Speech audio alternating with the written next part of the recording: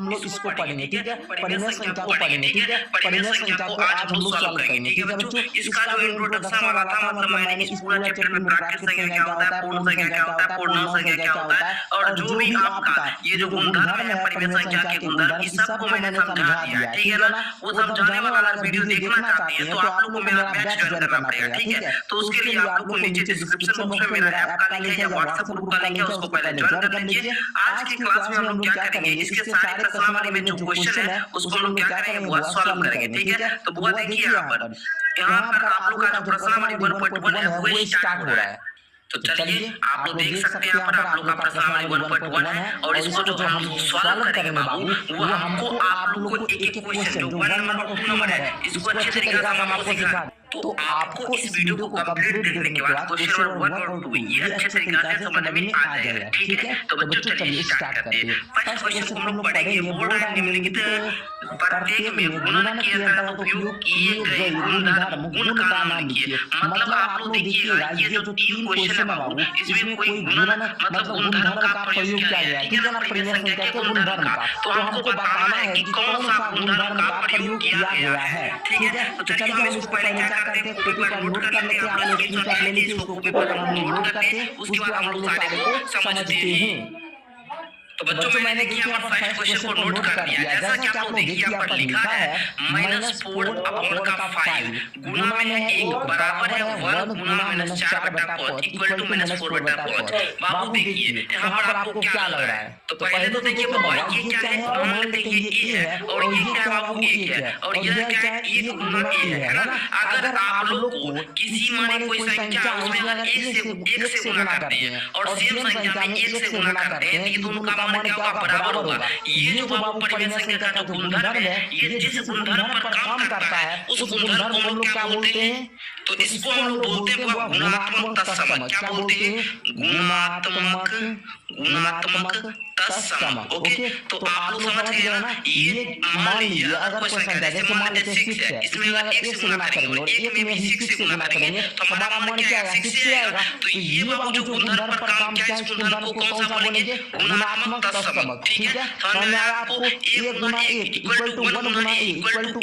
ये जो बाबू गुणधर्म होगा ये कौन सा गुणधर्म होगा, गुणात्मक तत्सम होगा, ठीक है। तो वो यही आप लोग का ये पूछ रहा था, ठीक है, ये किस गुणधर्म पर काम कर रहा है, तो बता देंगे गुणात्मक तत्सम। उसी प्रकार सेकंड आप लोग देखिएगा, सेकंड यहाँ पर क्या है होगा -13/17 गुणा -2/7 है ना, बराबर है -2/7 गुणा -13/17। मान लीजिए ये a है गुणा b है, तो इस क्या कर दिया, b गुणा a कर दिया, मतलब a गुणा b का तो b गुणा a कर दिया। मान दोनों का क्या आएगा, बराबर आएगा। जब भी आपको ऐसा गुणधर्म देखे परिमेय संख्या का, इसको हम लोग क्या बोलते हैं, क्रम विनिमेयता है ना, लिखेंगे क्रम विनिमेयता है ना, क्रम विनिमेयता। लेकिन किसका, गुणन का, तो लिखेंगे गुणन का क्रम विनिमेयता नियम।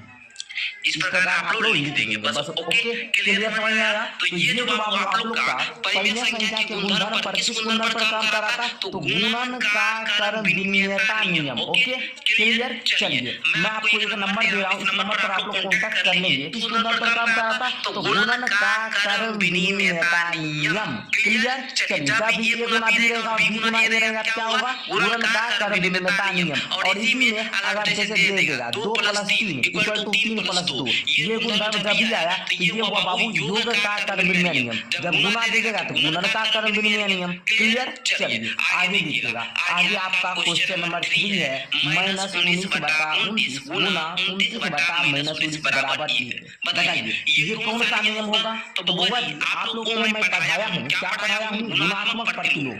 जानते हैं या गुणन प्रतिलोम बोलिए, गुणन प्रतिलोम। गुणन प्रतिलोम में बताया हूँ अगर किसी संख्या का, अगर कोई संख्या है हम उसमें किस संख्या से गुणा करें, अगर हमारा गुणनफल 1 आ जाए तो वो दोनों संख्या एक दूसरे की गुणन प्रतिलोम या गुणात्मक प्रतिलोम कहलाती है। क्लियर समझ में आया आप लोग को। जैसे -19/29 है, इसमें 19/-19 से गुणा कर रहे हैं तो गुणनफल 1 प्राप्त हो रहा है, मतलब -19/29 का जो गुणात्मक प्रतिलोम होगा वो 29/-19 होगा। हम बोल सकते हैं ये बाबू जो परिमेय संख्या का गुणधर्म है ये गुणात्मक प्रतिलोम वाला है, ठीक है। इसको आप लोग इस प्रकार से समझिएगा, जैसे मानिए 6 है, इसका गुणात्मक प्रतिलोम क्या होगा, तो 1/6 होगा। तो सर अगर हम इसमें गुना करेंगे तो ये हमारा गुणनफल 1 आएगा, क्लियर। जैसे मान लीजिए हम ये 7/6 है, इसका पूछेगा गुणात्मक प्रतिलोम क्या होगा, तो आप बोलेंगे 6 को सर ऊपर दे दीजिए, 7 को नीचे दे दीजिए, ताकि गुणनफल हमारा 1 आ जाए, तो ये होगा गुणात्मक प्रतिलोम। क्लियर समझ में आ गया ना। तो ये बाबू गुणात्मक प्रतिलोम, ये जो गुणधर्म है ये कौन सा है, गुणात्मक प्रतिलोम। समझिए आप लोग, क्लियर समझ में आया। मुझे आशा है कि आप लोग ये तीनों को आप लोग कॉन्सेप्ट के साथ लिखे होंगे।